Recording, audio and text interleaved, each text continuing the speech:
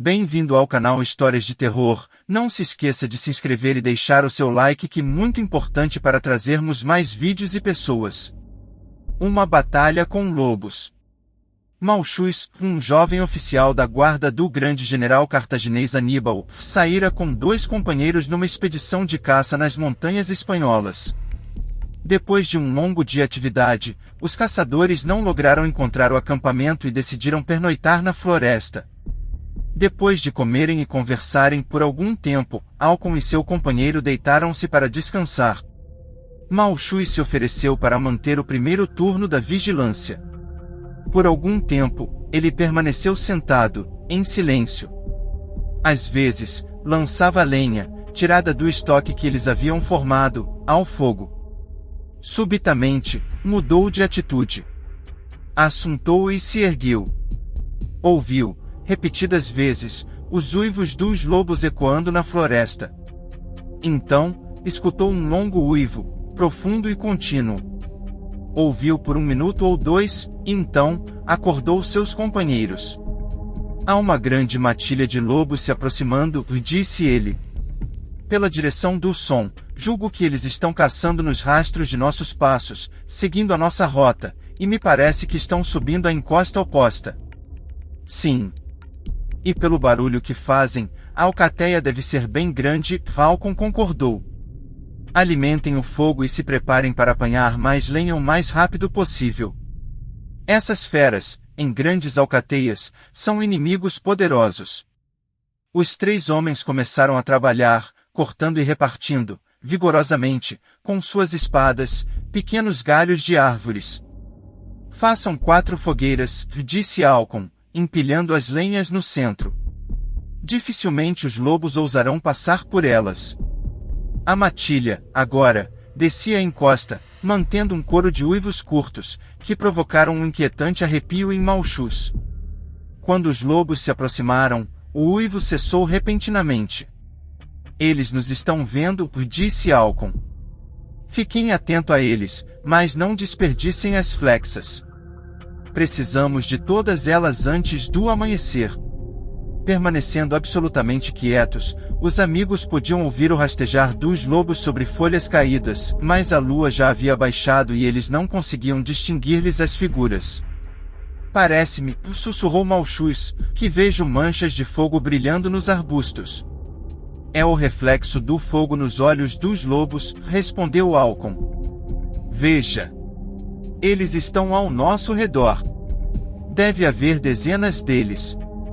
Por algum tempo, os lobos não se acercaram. Então, encorajados pelo silêncio do pequeno e imóvel grupo, recolhido ao centro das fogueiras, 2 ou 3 formas cinzentas apareceram no círculo de luz. 3 arcos vibraram. 2 dos lobos caíram. Um terceiro, soltando um uivo de dor, fugiu na escuridão. Seguiu-se um som de uivos e rosnados. Depois, um ganido de dor, uma luta feroz e um rosnado prolongado. O que eles estão fazendo? Malchus perguntou, estremecendo. Creio que eles estão comendo o lobo ferido, respondeu Alcon. Ouvi dizer que esse é o costume desses brutos selvagens. Veja, as carcaças dos outros 2 já desapareceram. Por mais rápidas que tenham sido aquelas quedas, alguns lobos se esgueiraram e arrastaram os 2 outros corpos. Aquele incidente, evidência de quão extrema era a fome dos lobos e quão silenciosos eram seus movimentos, redobrou a vigilância dos caçadores. Malchus jogou um punhado de lenha em cada uma das fogueiras. Devemos ter cuidado com a lenha, disse Alcon. Seria bom que tivéssemos pensado nisso antes de nos deitarmos. Se tivéssemos juntado lenha suficiente para nossas fogueiras, estaríamos seguros. Mas duvido muito que nosso suprimento dure até o amanhecer. À medida que transcorriam as horas, a atitude dos lobos tornava-se cada vez mais ameaçadora. Eles já se achegavam às fogueiras.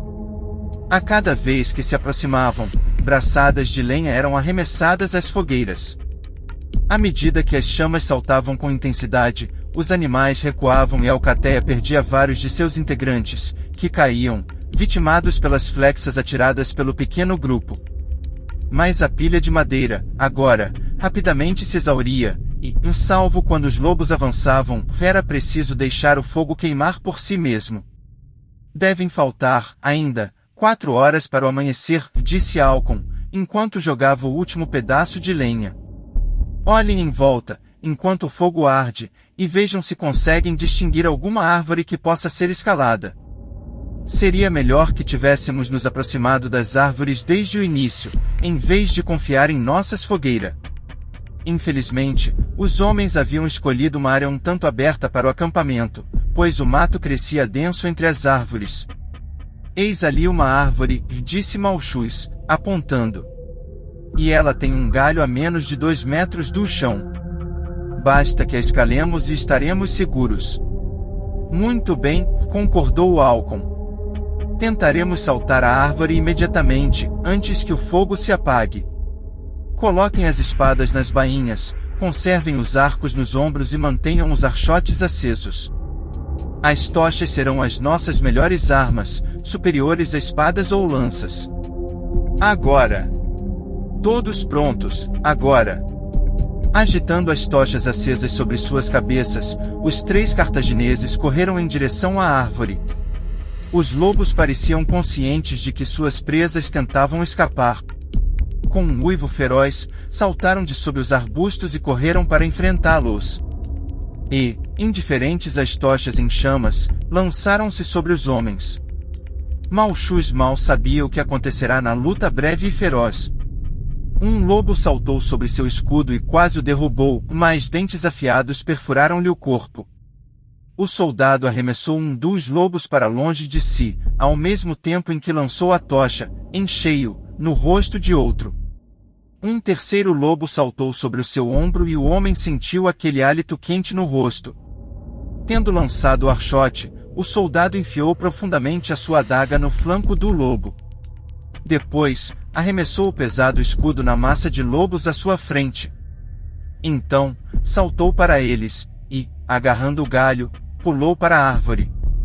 Lá se susteve com as pernas dobradas, enquanto um grupo de lobos saltava em sua direção com as goelas abertas. Malchus deixou escapar um grito de terror, seus 2 companheiros jaziam no chão, e apenas uma massa confusa de corpos, em luta, mostrava onde eles haviam caído. Por um instante, ele hesitou, considerando se deveria pular e tentar resgatá-los, mas, olhando para baixo, sentiu que seria arrancado dali muito antes de chegar ao local onde os outros soldados haviam caído. Movendo-se ao longo do galho até alcançar o tronco, ele se ergueu e disparou as flechas, vingativamente, no meio da massa de lobos em luta, até que lhe restassem apenas 3 ou 4 flechas. Ele as reservou como último recurso. Agora, nada havia a fazer. Sentado sobre o galho, chorou pelo destino dos companheiros. Depois, viu que tudo estava quieto. O feroz bando havia devorado não apenas os soldados, mas seus próprios companheiros caídos. Agora, os lobos sentavam-se em círculo, expondo as línguas vermelhas, com os olhos fixos no sobrevivente.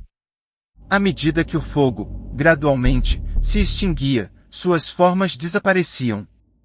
Malchus, todavia, podia ouvir-lhes a rápida respiração e sabia que os lobos ainda mantinham a guarda. Malchus subiu na árvore até chegar a uma bifurcação, onde poderia sentar-se à vontade, e ali aguardou pelo advento da manhã. Esperava que a alvorada dispersasse os seus inimigos. Mas quando assomou a luz cinzenta, que precede o amanhecer, o soldado percebeu que a alcateia mantinha firme a vigília. E nem mesmo quando irrompeu a aurora, clareando o dia, os lobos exibiram qualquer sinal de movimento. Quando percebeu que os lobos não tinham a intenção de abandonar a posição, Malchus começou a considerar, seriamente, o que seria melhor a fazer. Pelo que sabia, ele ainda poderia estar a milhas de distância do acampamento, e seus amigos não teriam meios de saber onde ele se encontrava agora. Sem dúvida, a guarnição enviaria soldados em busca do grupo perdido. Mas naquele deserto de floresta e montanha, as chances de ser encontrado eram mínimas. Ainda assim, parecia-lhe que aquela era a única possibilidade de ser resgatado. Ali, as árvores cresciam muito próximas umas às outras, e ele poderia facilmente passar de uma a outra, percorrendo, assim, alguma distância. Todavia, como os lobos observavam e podiam ver tão bem de dia quanto de noite, não se via vantagem em sair de onde estava. O dia transcorria lentamente. A maior parte dos lobos havia partido, mas alguns mantiveram, constantes, os seus postos sob a árvore. Malchus sabia que os outros lobos estavam deitados sob os arbustos, não muito longe, pois era possível ouvir-lhes frequentes rosnados, e às vezes, erguia-se uma cabeça cinzenta, e um par de olhos ansiosos voltavam-se, avidamente, para ele. De vez em quando, Malchus, sem fôlego, afiava os ouvidos, na esperança de ouvir os gritos distantes de seus camaradas. Todavia, tudo permanecia quieto na floresta e ele tinha certeza de que os lobos ouviriam, antes dele, qualquer um que se aproximasse dali. Uma ou duas vezes, de fato, supôs que os lobos, atentos, com suas orelhas em riste, estariam a ouvir sons inaudíveis aos humanos. Mas o alarme, se é que o foi, logo passou. Talvez os lobos ouvissem, apenas, os passos distantes de algum cervo passando pela floresta. A noite voltou com suas horas longas e tristonhas. Malchus amarrou-se à árvore pelo cinto, para evitar a queda. Conseguiu, assim, algumas horas de sono inquieto, acordando sempre sobressaltado, coberto pelo suor frio, cria do medo, acreditando estar caindo nas mandíbulas famintas, que se abriam lá embaixo. Pela manhã, um desejo feroz de matar alguns de seus inimigos o dominou, e ele desceu para o galho mais baixo. Os lobos, vendo sua presa tão próxima, aglomeraram-se sob o galho e se esforçaram para pular sobre o homem. Deitando-se no galho, e trançando firmemente as penas, para obter o necessário apoio, Malchus enfiou a espada, quase até o cabo, entre as mandíbulas, que estalaram ferozmente, quando um lobo saltou, a poucos centímetros do galho. Vários morreram, e o restante, advertido, recuou a uma curta distância. De repente, uma ideia ocorreu a Malchus. Ele tirou o cinto e, com ele, fez um laço. Esperou até que os lobos reunissem coragem para atacar novamente. Não demorou muito. Enfurecidos pela fome, aguçada pelas presas já devoradas, os lobos, outra vez, se aproximaram, e começaram a saltar contra o galho. Malchus jogou o laço no pescoço de um deles, e com esforço, puxou-o para o galho e o matou com sua adaga.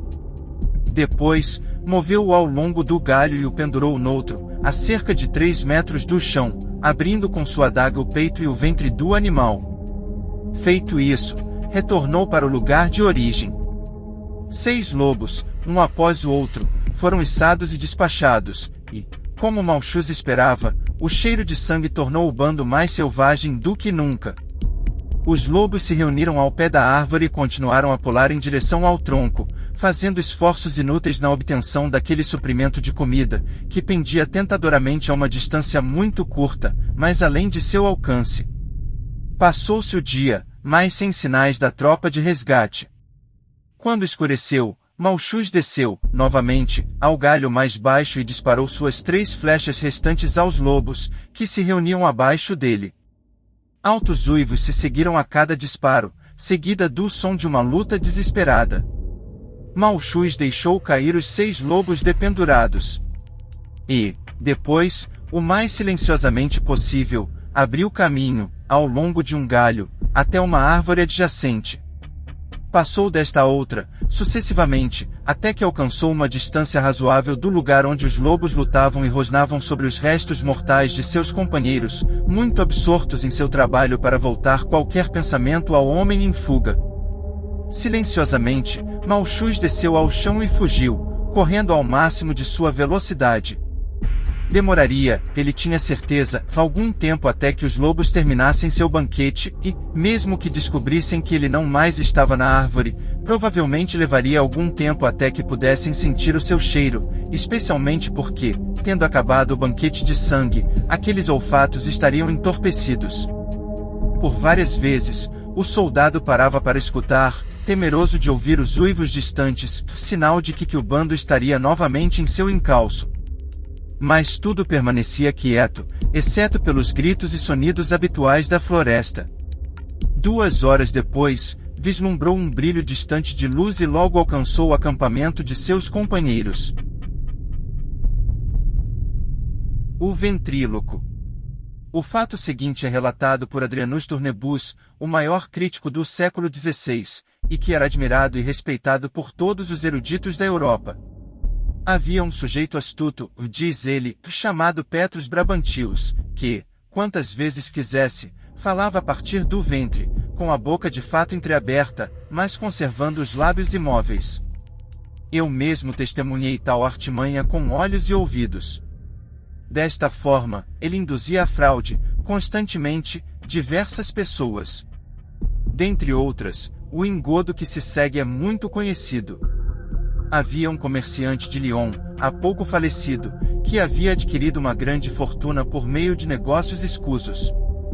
Brabantius, estando em Lyon, e sabendo disto, foi, certo dia, ao encontro de Cornutus, filho e herdeiro do finado, enquanto este caminhava sob um pórtico, atrás do pátio da igreja. Brabantius disse a Cornutus que havia sido enviado para informá-lo sobre o que deveria ser feito em prol do pai falecido, afirmando-lhe que era necessário pensar em sua alma e reputação, e não estar a vagar pelo adro, lamentando a sua morte. Num instante, enquanto conversavam, ouviu-se uma voz, como se fosse a do pai, embora, na verdade, procedesse do peito do embusteiro. Brabantius parecia terrivelmente assustado. A voz informou ao filho o estado em que o seu pai estava por causa de sua injustiça em vida, que torturas suportava no purgatório, tanto por conta própria, quanto por conta de seu filho, a quem ele havia instituído como herdeiro de bens ilicitamente obtidos, que nenhuma liberdade esperava, até que a justa expiação fosse feita, mediante donativos aos mais necessitados, e estes seriam os cristãos sequestrados pelos turcos. Disse que o filho deveria depositar toda a confiança no homem que, por especial providência, agora vinha até ele, para que o dinheiro fosse empregado por pessoas pias no resgate de tantos cativos em Constantinopla. Cornutus, que era um bom homem, mas permanecia relutante em se desfazer de seu dinheiro, disse a Brabantius que meditaria sobre tudo aquilo, e que desejava encontrá-lo, no dia seguinte, no mesmo lugar. Nesse meio tempo, começou a suspeitar que poderia haver alguma fraude no local, pois era um antro sombrio, escuro e propício a ecos e outros delírios. No dia seguinte, portanto, Cornutus levou Brabantius a uma planície aberta, onde não havia arbustos ou urses. Mas, apesar de todas aquelas precauções, voltou a ouvir a mesma história, salvo por um acréscimo, que deveria entregar imediatamente a Brabantius 6.000 francos e mandar rezar 3 missas diárias em prol de seu pai. Se não o fizesse, a miserável alma do finado comerciante jamais poderia ser libertada. Cornutus, assim obrigado pela consciência, senso de dever e religião, mas com relutância, entregou-lhe o dinheiro. Contudo, não exigiu recibo ou a presença de qualquer testemunha do pagamento que fizera. Tendo assim dispensado, e não tendo mais notícias de seu pai, Cornutus tornou-se um pouco mais airoso. Um dia, alguns amigos, que jantavam em sua casa, observaram aquela mudança. O anfitrião lhes contou o que lhe havia acontecido. Quando os amigos escarneceram de tamanha credulidade, já que o anfitrião fora pura e simplesmente enganado, entregando assim, por nada, o seu dinheiro, Cornutus, triste e contrariado, faleceu poucos dias depois do incidente.